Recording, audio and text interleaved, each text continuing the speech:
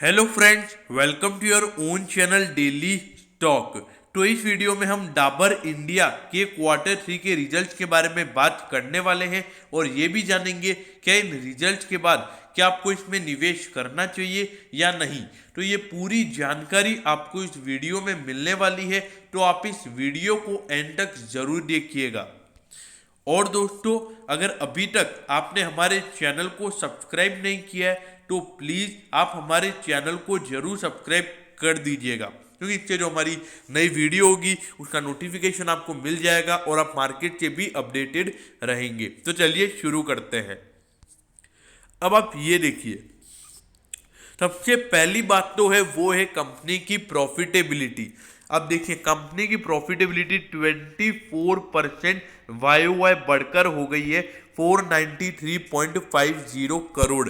मतलब ये मान के चलिए 493 करोड़ का कंपनी का टोटल मुनाफा निकल कर आया है और पिछले साल के मुकाबले 24% की ग्रोथ कंपनी की प्रॉफिटेबिलिटी में देखने को मिली है। तो देखा जाए तो रिजल्ट एकदम अच्छे आए हैं और मेन बात ये कि जितने एक्सपेक्टेशन थी उससे कई बेटर आए हैं।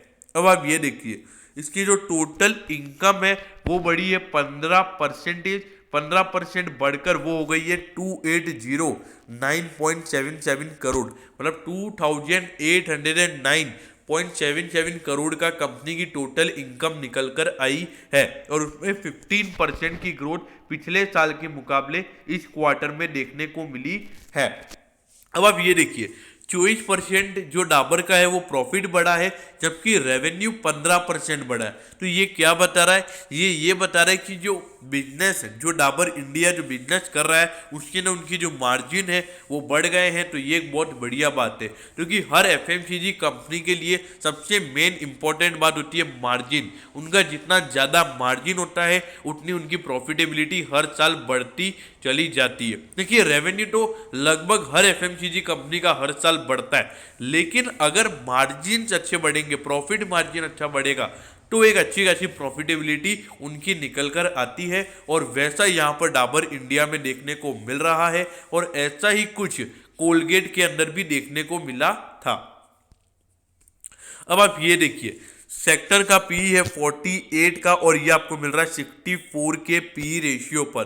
देखिए, आपको पता होना चाहिए कि डाबर इंडिया के अंदर अभी बहुत सारे सेगमेंट नए भी आ गए हैं। आपको पता होना चाहिए कि डाबर इंडिया ने अभी सैनिटाइजर्स का भी चालू कर दिया था लॉकडाउन के अंदर।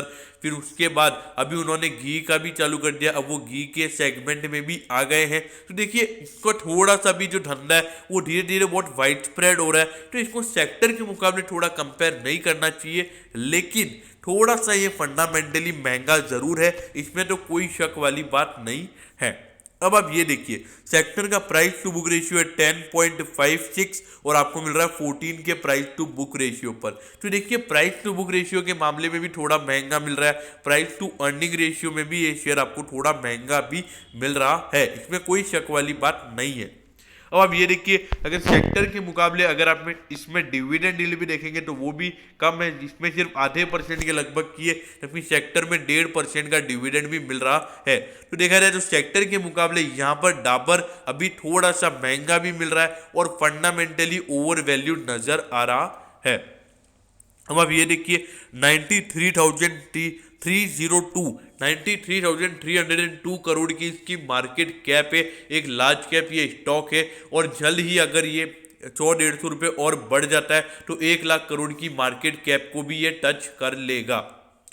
अब आप ये देखिए, अगर आप कंपनी के धंधे की बात करेंगे तो ये देखिए, धीरे धीरे हर साल इसका जो धंधा धीरे धीरे करके बढ़ता चला जा रहा है। तो ये एक बहुत बढ़िया बात है, ये बता रहा है कि हर साल जो डाबर का धंधा है वो धीरे धीरे बढ़ता चला जा रहा है। देखिए, हर एफएमसीजी कंपनी के अंदर यही होता है, हर एफएमसीजी कंपनी का जो रेवेन्यू है वो हर साल धीरे धीरे करके बढ़ता रहता है, वो घटता नहीं है। लेकिन सबसे बेल बात है प्रॉफिट मार्जिन। अगर प्रॉफिट मार्जिन बढ़िया है तो वो एक बढ़िया बात है। क्यों? अगर प्रॉफिट मार्जिन बिजनेस का गिर रहा है और रेवेन्यू बढ़ रहा है तो एट दी एंड कंपनी मुनाफा कम कमाएगी। तो अब आप ये देखिए, इसकी जो प्रॉफिटेबिलिटी है वो भी लगातार हर साल बढ़ती हुई नजर आ रही है। देखिए, 2018 से 19 और 19 से 20 वाले फिजिकल ईयर में ये कांस्टेंट रही है और इस बार का अगर आप प्रॉफिट देखेंगे तो ये देखिए 493 करोड़ का इस बार मुनाफा निकल कर आया है। तो इसको अगर आप 490 मान के चले तो ईयरली बेसिस पर जो डाबर इंडिया है इसका जो मुनाफा अभी निकल कर आता है वो 1560 करोड़ का निकल कर आता है। तो पिछले साल के मुकाबले आपको डाबर इंडिया के अंदर 100 करोड़ की प्रॉफिटेबिलिटी बढ़ती हुई नजर आ सकती है ईयर ऑन ईयर बेसिस के ऊपर। तो अगर उसका परसेंटेज वाइज अगर हम निकालें तो वो लगभग 7 to 8% का ग्रोथ आपको इसकी प्रॉफिटेबिलिटी में देखने को मिल सकता है। अब आप ये देखिए पिछले 5 साल में ये 113% के रिटर्न दे चुका है। मतलब अगर आपने इस पे 5 साल पहले इन्वेस्ट किया हुआ है तो इसकी वैल्यू आराम से 2,13,000 रुपये होती। लेकिन अब आप ये देखिए इसका ऑल टाइम भाई ये 552 और आज ये चल रहा है 514 रुपये, जिसमें से 14 रुपये के लगभग तो ये आज ही गिरा है। तो देखा जाए तो लगभग ये अपने ऑल टाइम हाई पर ही ट्रेड कर रहा है। इसके अंदर मेरे ख्याल से थोड़ी सी और गिरावट आनी चाहिए। अब आप ये देखिए 38 रुपीज़ सिर्फ, मतलब ये 7 से 8%, मतलब 7 से 8 भी नहीं, सिर्फ 6% ये शेयर आपको इसके ऑल टाइम हाई से डिस्काउंट पर मिल रहा है। देखिए डाबर इंडिया का जो धंधा है वो हर साल ग्रो करता रहेगा। आप कोई भी एफएमसीजी कंपनी हो जाए उसका हर साल धंधा ग्रो करता रहेगा, इस पर कोई भी दिक्कत वाली बात नहीं है। चाहे वो डाबर इंडिया हो, चाहे वो इमामी हो, चाहे वो कोलगेट पाल्मोलिव हो, चाहे हिंदुस्तान यूनिलीवर हो। देखिए ये जितने भी एफएमसीजी की कंपनीज है इनका अपने प्रोडक्ट, इनका अपने पोर्टफोलियो में होना क्यों जरूरी है। तो देखिए सबसे पहली बात तो ये है कि इनके अंदर वॉलेटिलिटी बिल्कुल कम रहती है। तो उससे क्या होता है कि एकदम से ये शेयर नीचे नहीं गिर जाते और एकदम से भाग भी नहीं जाते, धीरे धीरे करके गिरेंगे या धीरे धीरे करके बढ़ेंगे। तो इससे क्या होगा कि आपको एकदम से झटका नहीं लग जाएगा। तो अगर असल में देखा जाए तो लॉन्ग टर्म पोर्टफोलियो, मतलब लॉन्ग टर्म में शेयर कैसे भागना चाहिए, कैसे बढ़ना चाहिए, तो उसका सही एग्जाम्पल तो आपको एफएमसीजी की कंपनी ही दे सकती है। क्योंकि जिस तरीके से ये ग्रो करती है धीरे धीरे करके, तो वो एक बहुत बढ़िया बात है। अब रही बात लॉन्ग टर्म इन्वेस्टर्स के लिए, तो लॉन्ग टर्म इन्वेस्टर्स को इसमें किस प्राइस पर निवेश करना है। तो देखिए मेरे ख्याल से मैं अगर इसमें निवेश करूंगा तो कम से कम 450 की प्राइस का इसमें वेट करूंगा, उससे पहले मैं इसके अंदर इन्वेस्ट नहीं करूंगा। और देखिए अगर आपने इसमें पहले से ही इन्वेस्टमेंट कर रखा है तो इसको होल्ड करके रखिए, कम से कम 5-10 साल तक होल्ड करके रखिए।